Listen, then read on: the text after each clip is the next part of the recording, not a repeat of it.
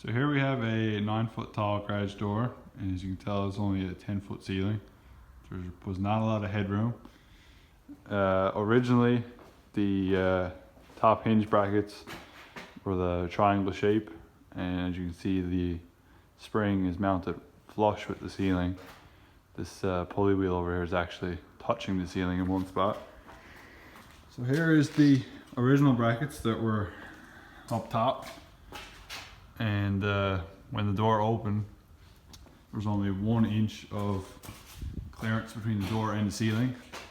You couldn't even fit ordinary light bulbs. These are the quick turn brackets, and they mount on the door in the same spot, more or less. And when the door opens, they just flatten out. So as you can see, the door takes a turn a lot quicker, and it flattens out as it goes back.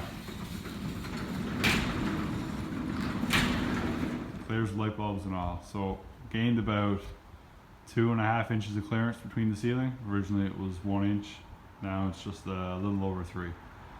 So they're great, and now we'll be able to mount a conventional style overhead door opener opposed to a side mount.